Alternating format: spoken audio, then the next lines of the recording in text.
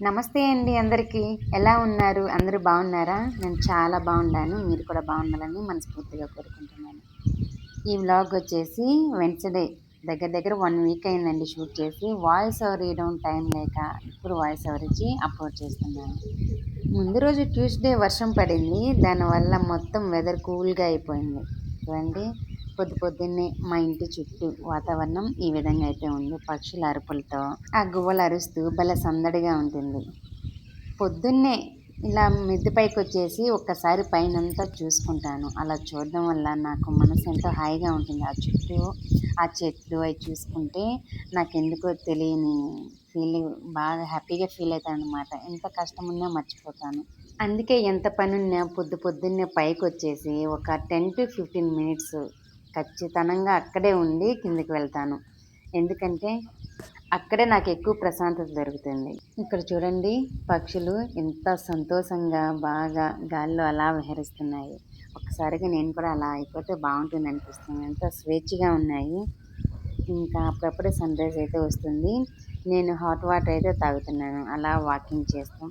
ఆ రోజు కొంచెం పని తక్కువే ఉందిలెండి. ఆ రోజు చాలా సేపు ప్రకృతిని చూస్తూ మిద్దె పైన అలానే ఉండిపోయాను. ఎందుకంటే ఆ రోజు కర్రీ చేయలేదు. అందుకే కొంచెం టైం కలిసొచ్చింది. ఆ టైం ఇక్కడ కొంచెం టైం స్పెండ్ చేశాను మిద్దె పైన. అలా చూడండి ఎంత బాగుందో గ్రీనరీగా చాలా హ్యాపీగా ఉంటుంది. ఇంకా హాట్ వాటర్ అయితే తాగేసాను. ఇంకా కిందకొచ్చేసి బయట ముగ్గయితే వేస్తున్నాను. అప్పటికే టైం వచ్చేసి 6, 6:30 లోపే ఉంది. ఎగ్జాక్ట్‌గా తెలీదు కానీ 6:30 లోపే ఉంటుంది. పొద్దున్నే మొబైల్ ఫోన్ చూసామనుకోండి, ఎంత లేదన్నా కొద్దిసేపు చూద్దామన్నా కూడా అది హాఫ్ అన్ అవర్ పైనే అయిపోతుంది. మొబైల్ ఫోన్ పక్కన పెట్టేసి లేసిన వెంటనే పని చేశామనుకోండి తొందరగా అయిపోతుంది కదా! నేనిలా ఎప్పుడైనా వంట చేసే ప్రోగ్రామ్ ఎక్కువ లేనప్పుడు, లేదా సండే లేస్తాను కొంచేపు మొబైల్ ఫోన్ చూసుకుంటాను. అది ఎవరి వీడియోలన్నా చూసేదానికి నాకంత టైం గూడా లేదు. నాకు ఇంట్లో పనే సరిపోతుంది. నా వీడియోలు నేనే షూట్ చేసుకొని, ఎడిట్ చేసుకొని, వాయిస్ ఓవర్ ఇచ్చుకోవాలి. నా పనే ఎక్కువుంటుంది. కానీ కొంతమంది ఛానెల్స్ అయితే చూస్తున్నాను. ఎందుకంటే నాకు పాపం నా వ్లాగ్స్ అయి చూసి కామెంట్స్ పెడుతూ ఉంటారు. కాబట్టి నేను వాళ్ళకి హెల్ప్ చేస్తాను. వాళ్ళ వీడియోస్ కూడా చూసి లైక్ కొడతాను, కామెంట్స్ పెడతాను. ఆ విధంగా కొంతమందిటి అయితే నేను కూడా యూట్యూబ్‌లో వ్లాగ్స్ అయి చూస్తున్నాను. ఒకప్పుడు నేను యూట్యూబ్ ఛానల్ స్టార్ట్ చేయకముందైతే ఎంతమంది చూసేదాన్నో, ఖాళీగానే ఉండేదాన్ని కదా! పిల్లల్ని చూసుకుంటూ. ఖాళీ టైంలో అసలు యూట్యూబ్‌లోనే ఎక్కువ టైం స్పెండ్ చేసేదాన్ని. చూస్తూ ఉంటే అలా టైం గడిచిపోయేది. ఇప్పుడు అనిపిస్తుంది అప్పుడు ఎంత టైం వేస్ట్ చేశాను అని చెప్పేసి గంటలు గంటలు. ఇప్పుడు నేను ఒక వీడియో షూట్ చేసుకొని, లాంగ్ వీడియో షూట్ చేసుకొని, ఎడిట్ చేసి వాయిస్ ఓవర్ ఇయ్యాలంటే నాకు 3, 4 అవర్స్ పడుతుంది. ఇంకా ఫ్యామిలీని చూసుకుంటూ. నాకిప్పుడు అనిపిస్తుంది. నేనప్పుడు అంత సమయం వేస్ట్ చేశానా నేను యూట్యూబ్‌లో వీడియోస్ చూసుకుంటూ అని. ఇప్పుడు అసలు టైం అనేదే ఉండదండి నాకైతే. ఇంట్లో పని, నా పని చూసుకునే సరిపోతూ ఉంటుంది. నేనసలు ముందు యూట్యూబ్ ఛానల్ స్టార్ట్ చేయాలి అని అనుకోలేదు. అందరూ యూట్యూబ్‌లో డబ్బులు పెట్టుకొని చూపిస్తూ ఉంటారు కదా! నేను మంత్లీ ఇంత సంపాదిస్తున్నాను, హౌస్ వైఫ్‌గా ఇంట్లో ఉండి ఇంత సంపాదించాను అనేసి ఆ థంబ్‌నెయిల్ చూసి నేను అనుకునేదాన్ని నేను కూడా పెడితే బావుంటుందని అనుకోని కూడా చాలా సంవత్సరాలయింది. కానీ పెట్టేదాన్ని కాదు. కానీ ఒకసారి మా అక్క కూతురు నన్ను బాగా మోటివేట్ చేసింది. దానివల్ల పెట్టాను. కానీ పెట్టే గాని తెలియలేదు. దాని కష్టమేందో.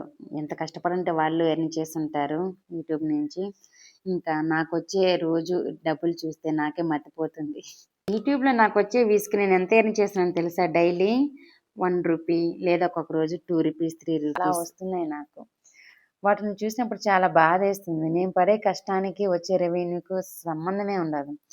ఒక 4 అవర్స్ అదే మనం బయట ఏదైనా వర్క్ చేశామనుకోండి, దానికి తగిన ఫలితం ఉంటుంది. కానీ యూట్యూబ్‌లో రావడం లేదు. అనవసరంగా ఇందులోకి దిగినానా అనిపిస్తుంది. ఏమో చూద్దాం.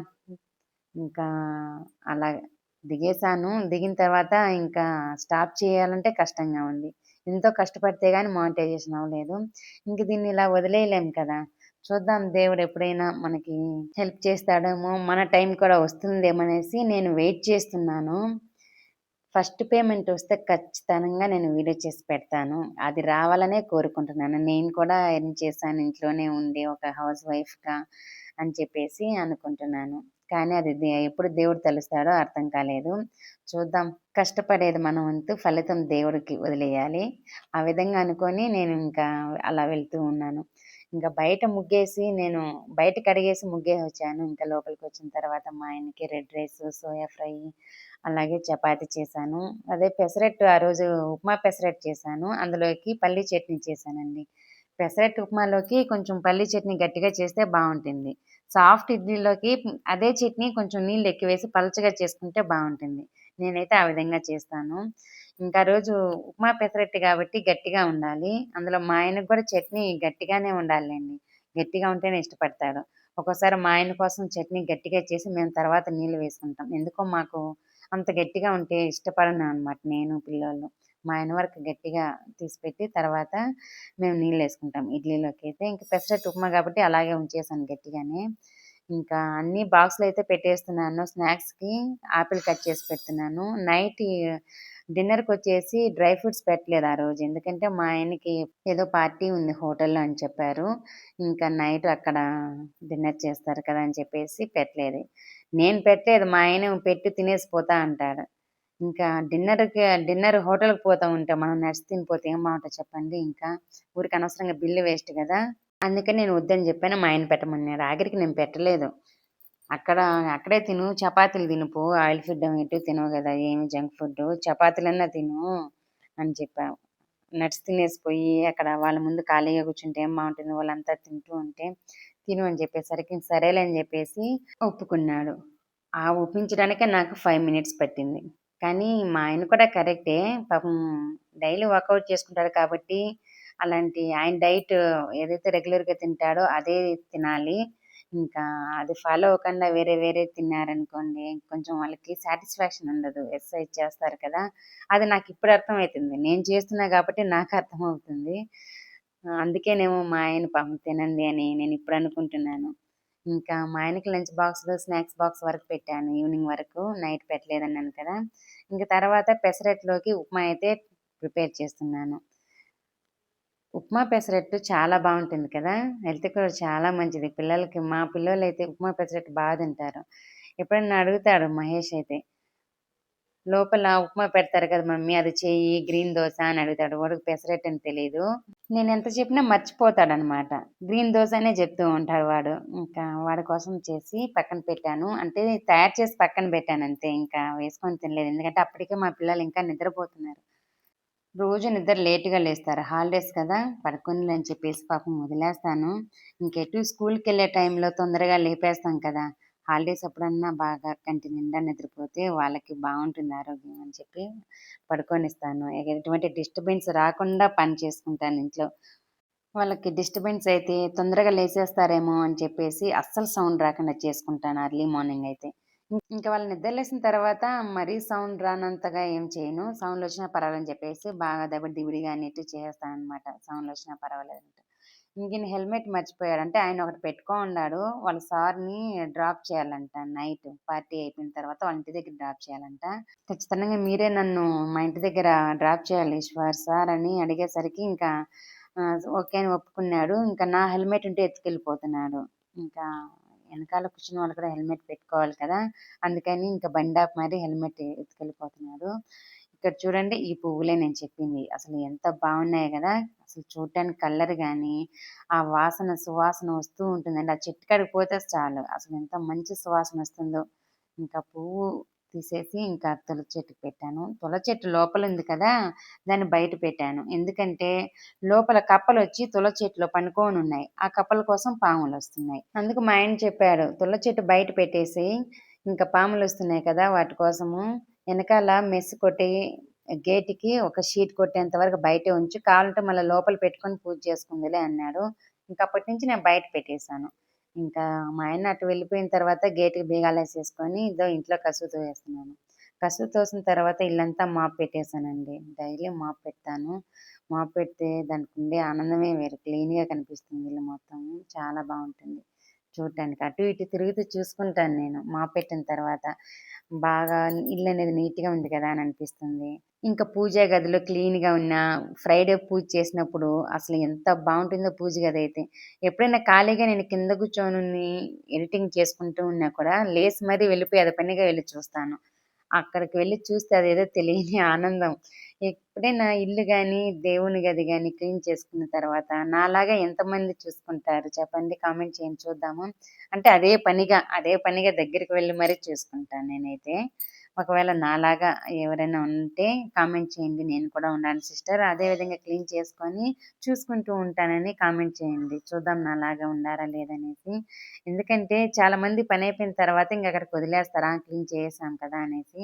కానీ నేను దాన్ని మళ్ళీ ఎనక్కి వెళ్లి మరీ చూసుకుంటాను. అదే పనిగా పోయి. అందుకే చెప్తున్నాను. అంటే కొంచెం హ్యాపీగా ఫీల్ అయితాననమాట. నాలాగా కూడా కొంతమందున్నారు అనేసి. దానికోసం అంతే. ఇంకా ఇల్లంతా మాపెట్టేసాను. ఇంకా గీజరేసొచ్చాను స్నానానికి. ఈలోపు తలకు నూనె పెట్టి దువ్వుకుంటున్నాను. ఈ మధ్యన బాగా తల నవ్వు పెడుతుంది. పేలేమన్నా ఉన్నాయేమో అని చెప్పేసి దువ్వుకుంటున్నాను. ఊరెళ్ళొచ్చినప్పుడల్లా నాకు ఎవరో ఒకరు పేర్లెక్కిస్తారండి. నాకేమో పేర్లు లేవు. అంతకుముందు సంక్రాంతికి వెళ్ళినప్పుడు మా మేనగోడలు వాళ్ళెక్కించారు. మొన్న మా అక్క కూతురు మ్యారేజ్‌కి వెళ్ళినప్పుడు అక్కడ పెద్దవాళ్ళిద్దరు, ముసలివాళ్ళిద్దరున్నారు. వాళ్ళు, మా అక్క కూతురు వీళ్ళెక్కించారు. నాకు ఒక రెండొచ్చాయి. హర్షకైతే ఒకటొచ్చింది. వీడికి కూడా ఒకటొచ్చింది మహేష్‌కి. హర్షాని చూసారు గదా! నూనె పెట్టి దువ్వుతాను రా రా అంటే రానేలేదు ఎంత లాగినా కూడా. ఎలాగోలా బలవంతాన నూనె పెట్టి దువ్వాను.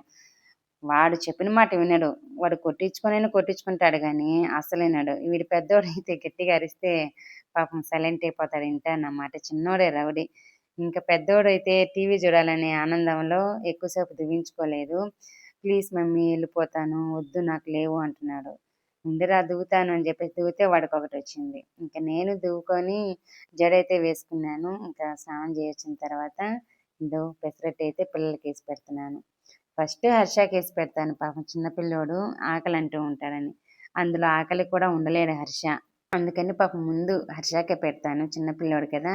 అందులో నేను ఏసేలోపు ఒక 10 సార్లు వచ్చి గిన్నె పట్టుకొని రెడీగా ఉంటాడు. ఇప్పుడు కూడా పక్కన ఉండాడు రెడీగా వాడు ప్లేట్ పెట్టుకొని అది వేస్తున్నా మమ్మీ, ఏంటి మమ్మీ అని నాకు పక్కన కూర్చొని చెప్తూ ఉన్నాడు. ఆయిల్ ఎందుకు వేస్తావు మమ్మీ?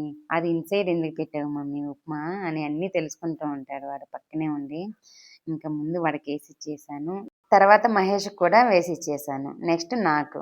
ఉల్లిపాయ ముక్కలు, అందులో పచ్చిమిరపకాయ ముక్కలు, కొంచెం కొత్తిమీర వేసేసి అలా పెసరట్టు వేసుకొని గట్టి చట్నీలు అద్దుకొని తింటే సూపర్‌గా ఉంటదండి. భలే ఉంటుంది. ఈసారి పెసలు నేను డైరెక్ట్‌గా పెసలు నానబెట్టినవి గ్రైండ్ చేయలేదు. పెసల్ని మొలకొచ్చిన తర్వాత గ్రైండ్ చేసి వేసుకున్నాం. మొలకొచ్చిన దానివల్ల ఏమైందంటే చాలా కొంచెం టేస్ట్ అనేది ఎక్స్‌ట్రా యాడ్ అయింది మొలక రావడం వల్ల. నేను కొంచెం ఇదే ఫస్ట్ టైము మొలకొచ్చిన పెసల్ని గ్రైండ్ చేసి పెసరట్టుగా వేశాను. చాలా బాగా అనిపించింది. ముందు దానికి ఇప్పటికి చాలా డిఫరెన్స్ ఉంది. ఇక మీదట ఇలానే చేద్దామనేసి అయితే డిసైడ్ అయ్యాను. ఇంకా టిఫిన్ తినేసిన తర్వాత ఇదో స్కూల్ బ్యాగులు ఎత్తుకెళ్ళిపోతున్నాను. ఇంకా ఎన్ని సర్ఫ్‌లో నానబెట్టి ఉతకాలి స్కూల్ బ్యాగ్సు, అలాగే షూ ఇవన్నీ ఇంకా ఉతకాలి. ఇంకా వచ్చేస్తుంది కదా! ఇంకా డేట్ జూన్ ఫస్టే మా పిల్లల స్కూల్ రీఓపెనింగ్ అయితే చేస్తారు. అంటే మహేష్‌కి జూన్ ఫస్టు, హర్షకొచ్చేసి జూన్ 8న వెళ్ళాల్సిందొస్తది. హర్షకి 1 వీక్ లేటు. బ్యాగులు నానబెడుతుంటే హర్ష, మహేష్ కూడా వచ్చారు. హర్ష గమ్ముగా ఉండనే ఉండడు. వాడు నా బ్యాగుల్ని అలా లోపలికి గుచ్చుతున్నాడు. నేను నానపెడతా మమ్మీ అనేసి. ఇంకా వాళ్ళ స్కూల్ బ్యాగ్స్‌తో పాటు మా ఆయనది లగేజ్ బ్యాగ్స్ కూడా ఉంటే నానపెట్టేస్తున్నాను. సర్ఫ్ లిక్విడ్ ఏసి, నీళ్లు పోసి అందులో బ్యాగ్స్ బాగా నానపెట్టామనుకోండి, తొందరగా మురికనేది పోతుంది. నేను ఆ రోజు ఈవినింగ్ వరకు నానపెట్టాను. 12 గంటలకు నానబెట్టాను. ఇంక తర్వాత 4, 5 అయింది ఉతికేసరికి వాటిలన్నిటిని. ఇంకా అయన్నీ లోపలికి అదుముతూ ఉన్నా గూడా పైకే వస్తున్నాయి. ఇంకా సరేలే అని జెప్పేసి అప్పుడప్పుడు మధ్య మధ్యలో కిందటి పైకి, పైకి కిందికి అలా తిప్పుతూ నానబెట్టాను 4, 5 వరకు. ఇంక చూడండి అప్పటికే ఈవినింగ్ అయిపోయింది. ఇంకా ఆ టైంలో కూర్చొని బ్రష్ చేసి బాగా గీక్కుతున్నాను. చూస్తూ ఉండంగానే 1 ఇయర్ అయిపోయిందండి. నాకు ఆ బ్యాగులు తీసుకునేటప్పుడు లాస్ట్ ఇయరు నాకు ఆ రోజు ఏం జరిగిందో ఇప్పటికీ గుర్తుంది. ఏదో మొన్న బ్యాగులు తీసుకున్నాను. కానీ అప్పుడే 1 ఇయర్ అయిపోయింది. మా హర్ష నర్సరీ కూడా అయిపోయింది. ఏందో మొన్నే ఎళ్ళినట్టుందండి. రోజులేంటి ఈ విధంగా గడిచిపోతున్నాయి. ఏం అర్థం కావడం లేదు. ఇంకా వాళ్ళు న్యూ బ్యాగ్స్ కూడా కావాలి మమ్మీ అనేసరికి వదిలేరా ఉన్నాయి. ఉన్నేటివి ఏం చేయాలి? ఇది పోతే తీస్తానులే అని చెప్పాను. అందుకు ఉన్నేటివి ఉతుకుతున్నాను. ఇంకా ఇదే ఫస్ట్ టైము. ప్రతి సంవత్సరము కొత్తటివి తీయిచ్చేదాన్ని. జిప్పులు ఏయో ఒకటి పోగొట్టుకునేవాళ్ళు. ఈసారి జిప్స్ అన్నీ బాగున్నాయి. బ్యాగ్స్ అసలు కొత్తయి ఉన్నట్టే ఉన్నాయి. అందుకని ఈసారి కొత్తవి తీయలేదు. ఇవే ఉన్నన్ని రోజులు రాని తర్వాత కంటూ చూద్దామని చెప్పాను. ఇంకా బ్యాగులన్నీ ఉతికిన తర్వాత అన్నీ దేవేస్తున్నాను. ఇంకా అక్కడ పడిన నీళ్ళన్నీ మహేష్ బయటకి లాగేస్తున్నాడు. సర్ఫ్ నీళ్ళు ఎందుకు వేస్ట్ చేయాలని చెప్పేసి అదే సర్ఫ్ నీళ్ళలోనే షూ మొత్తం వేసేసి నానబెట్టాను. అవి మరుసటి రోజు పొద్దున్నే ఒక 9 గంటలకు మొత్తం అన్ని బ్రషెస్ తీసి దేవి ఆడ పెట్టేశాను. అది ఒక షార్ట్ వీడియోలో కూడా మీకు కనిపించుంటాయి చూడండి. ఎందుకంటే ఒక వారం అయిపోయింది కదా ఈ వీడియో షూట్ చేసి. ఇప్పుడైతే మా పిల్లలు స్కూల్‌కి కూడా వెళ్తున్నారు. మహేష్ అయితే వ్యాను వాడి ఆనందం అంతా ఇంత కాదు వ్యాన్‌లో వెళ్తున్నానని. వాయిస్ ఓవర్ ఇచ్చేటప్పటికి మా పిల్లోడు స్కూల్‌కి కూడా వెళ్తున్నాడు. ఇది స్కూల్‌కి వెళ్ళక ముందు వారం ముందు వీడియో అండి ఇది. పాములొస్తున్నాయి కదా! అందుకు షూలన్నీ ఒక కవర్‌లో వేసి మూట కట్టి పెట్టాను. ఇప్పుడు అవన్నీ తీసేసి నానబెడుతున్నాను. ఎందుకంటే ఆ పాము పిల్లలు వెళ్ళి పనుకుంటే ఇంకేం కావాలి జాగ్రత్తగా ఉండాలని చెప్పేసి ఆ విధంగా కవర్‌లేసి కట్టేసాను. ఆన్‌లైన్‌లో షూ రేక్ ఒకటి ఆర్డర్ పెట్టామని చెప్పాను కదా! ఆ టైంకి రాలేదు. ఇప్పుడొచ్చుండాది. ఇంకా ఫిక్స్ చేయలేదు దాన్ని. ఇంకా ఇవన్నీ ఇంకా ఫిక్స్ చేసిన తర్వాత అందులో పెట్టేయాలి. మరుసటి రోజు ఒక చిన్న వీడియో కూడా తీశాను వాష్ చేసినట్టు. ఆ షూలన్నీ ఉతికేసరికి నా పనయిపోయింది. లాస్ట్ వీక్ వెన్స్‌డే షూట్ చేసిన వీడియో అండి ఇది. ఈ వ్లాగ్ నచ్చిందా? నచ్చితే ఒక చిన్న లైక్ చేసి సబ్స్క్రైబ్ చేయరు. ఇంకో వ్లాగ్‌లో కలుద్దామండి. Take care. బాయ్.